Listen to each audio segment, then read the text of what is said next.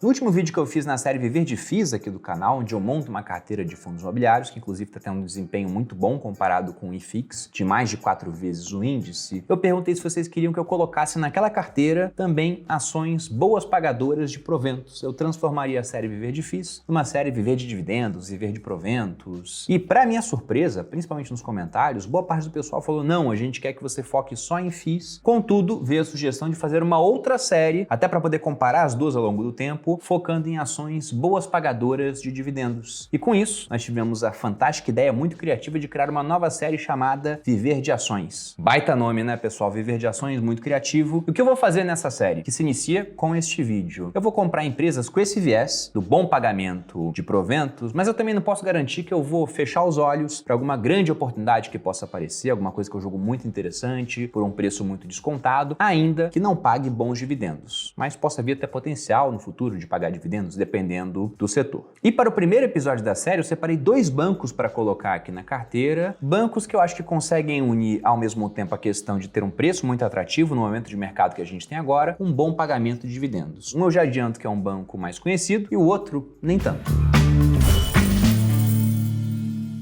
E aí, pessoal do Você Mais Rico, aqui quem fala é Bruno Perini, criador do canal. E antes de entrar no assunto do vídeo, falar um pouco mais sobre a escolha do setor bancário, os nomes específicos que vão entrar nessa carteira neste vídeo, eu quero lembrar que este é o último vídeo antes da abertura da turma 20 do Viver de Renda, que irá acontecer na segunda-feira, dia 3 de fevereiro, a partir das 5 da manhã. Para quem não conhece, o Viver de Renda é o meu curso de educação financeira, que tem por missão pegar até mesmo o completo leigo que não sabe nada de investimento, juros, inflação, como funciona a moeda, e transformar esse cara no investidor de verdade, capaz de montar uma carteira diversificada entre ativos, moedas e até países investindo aqui e nos Estados Unidos. Tudo isso ao longo de 12 semanas, com 7 módulos didaticamente preparados e uma equipe de suporte que responde absolutamente todas as dúvidas dos alunos em um prazo de até 24 horas, porque quando fazem isso eles ganham uma recompensa financeira maior. E desde que eu coloquei essa meta, ela nunca deixou de ser cumprida. Para quem quiser fazer parte do curso, eu ainda lembro que você tem um benefício especial, caso entre no link da descrição do vídeo e responda os questionários que a gente deixa pós-vídeo na Tuto, uma startup de gamificação. Sempre que você responde, você ganha pontos de recompensa e tendo 1000 pontos, você vai conseguir a partir da segunda-feira trocar esses 1000 pontos por R$1000 de desconto no Viver de Renda. Então aproveite, não deixe de fazer parte. Eu desconheço um outro curso que está indo para sua 20ª turma, geralmente o pessoal encerra muito antes, porque para de vender, não tem satisfação do aluno. No Viver de Renda o caso é muito diferente. Se você gosta do conteúdo do canal, vai gostar ainda mais do conteúdo do curso. Isso eu garanto. E inclusive eu lembro que essa série veio desse questionário que eu deixei na Tuto, onde vocês preencheram se queriam uma série nova, uma série que juntasse com o Viver de FIIs, e acabou nascendo aí o Viver de Ações. Agora entrando no assunto do vídeo em si, primeiro falando do setor. Por que a escolha do setor bancário? O Warren Buffett, um dos investidores mais bem-sucedidos do mundo, para muitas pessoas o mais bem-sucedido devido ao tempo que ele tem de mercado, tem uma frase que é muito icônica sobre o setor bancário. Ele costuma falar que o melhor negócio do mundo é um banco bem administrado. E o segundo melhor, sabe qual é, John? Um banco mal administrado. Então bancos estariam acima de outros setores na opinião do Buffett. Essa frase já foi dita há algum tempo, talvez hoje, pela posição que ele tem em Apple, ele veja que tecnologia, de certa maneira, é superior a bancos. Mas o ponto é que, pensando em Brasil, se a gente for olhar setores perenes, que realmente tenham margens mais confortáveis, boa capacidade de pagamento de proventos, o setor bancário acaba se destacando muito. Inclusive, dando a César o que é de César, eu gosto muito na hora de pensar em setores com esse foco em dividendos, de citar aquele acrônimo do pessoal da AGF, que é o BEST. O B seria de bancos, o E de elétricas, você tem 2 S's, um de saneamento, um de seguradoras e o outro é de telecomunicações. Porque são setores que já existem há bastante tempo, alguns deles simplesmente não conseguem sumir da vida dos clientes. Eu, pessoalmente, nunca conheci uma pessoa que se ligou em água encanada e saneamento ou começou a ter energia elétrica em casa e falou: isso aqui é besteira, eu quero sair desse tipo de serviço e tentar prover por conta própria. É muito difícil disso acontecer, para não falar impossível. Talvez energia solar, isso possa vir a acontecer um dia, mas mesmo assim o pessoal teria que pagar uma taxa mínima por se ligar na rede. Então, bancos, é muito difícil sumir da vida das pessoas, elétricas e saneamento a mesma coisa. Seguros são aquilo que de mais próximo temos aqui no Brasil, se a gente pensa em um cassino. Sabe aquela frase que diz que a casa sempre ganha no final em um cassino? A gente pode falar a mesma coisa sobre seguradoras. Elas sempre ganham no final, pois fazem suas contas estatísticas para poder cobrar do cliente um certo valor valor, tendo um certo índice de sinistralidade, sabendo que com isso eles conseguem uma certa margem. Então são negócios que ganham no jogo dos números. E telecomunicações a mesma coisa. Quem vai ficar sem telefone, sem internet nos dias de hoje? Mas entre esses setores que são realmente muito bons, eu vou começar pelo setor bancário porque eu acho que a gente tem uma oportunidade muito interessante em termos de preço em empresas que eu considero muito boas. Mas antes eu acho legal de falar sobre como um banco basicamente ganha dinheiro. E a gente pode até voltar lá atrás para o começo dos bancos, né? Quando o pessoal usava ainda as moedas feitas de metais preciosos, era muito fácil alguém adulterar a moeda. Pense numa moeda de ouro, uma moeda de prata. Alguma pessoa poderia pegar essas moedas que tinham um certo valor de face, um denário romano, um tetradracma de Atenas, e simplesmente cortar partes da moeda. E aí você teria a moeda com o mesmo valor de face, mas poderia vender a prata separada. Para tornar mais fácil identificar o que eu estou falando, pense em uma nota de 10 reais. Se você corta um pedacinho da nota, ela continua tendo valor de face de 10 reais. Só que esse pedaço cortado não vale nada, porque afinal de contas é papel e papel ainda colorido. Você não consegue vender. Agora, se essa nota fosse de prata, aí você chega ao ponto que eu citei. As moedas eram constantemente adulteradas ou pelo clipping, que era esse ato de cortar partes da moeda, ou com as pessoas pegando as moedas, esfregando uma nas outras para poder repassar o pó de prata, o pó de ouro aos demais. Logicamente, os governantes tentavam proibir esse tipo de coisa e começou a surgir bordas nas moedas para impedir que isso viesse a acontecer, e também uma certa fiscalização, mas eles sempre poderiam falar, não, isso aqui é o atrito que aconteceu no meu bolso, eu carrego muita moeda, então não sou eu que estou desgastando a moeda. Por isso, os comerciantes também não eram bestas, né? Passaram a aceitar algumas moedas, aceitar outras com deságio, mas por essa tendência à adulteração, o que acabou acontecendo foi a procura de casas de custódia que mantivessem a pureza do ouro da prata que estava ali. Essas casas são o embrião dos primeiros bancos. Elas cobravam uma taxa por isso, davam um recibo para quem estava guardando os metais preciosos lá, e as pessoas começavam a negociar com esses recibos. E com o tempo essas casas viram que raramente o pessoal ia buscar todo o ouro ou prata que estava guardado lá, de modo que tiveram algumas ideias do tipo, e se começarmos a imprimir um pouco mais de recibo, né? Imprimir entre aspas, não tinha impressora, mas a fabricar um pouco mais de recibos para as pessoas transacionarem. E assim foi surgindo o banco que empresta mais capital do que ele possui, o sistema de reservas fracionárias, que antigamente, nessa época, não era legalizado, inclusive, né, um banco poderia quebrar simplesmente pelo boato de que ele iria quebrar, todo mundo ia pedir o ouro ou a prata ao mesmo tempo, ele teria emitido mais papéis do que tinha lastro e simplesmente não ia ter para todo mundo. Hoje esse sistema, ele é legalizado. Então, aqui no Brasil, quando você vai, por exemplo, depositar R$1 milhão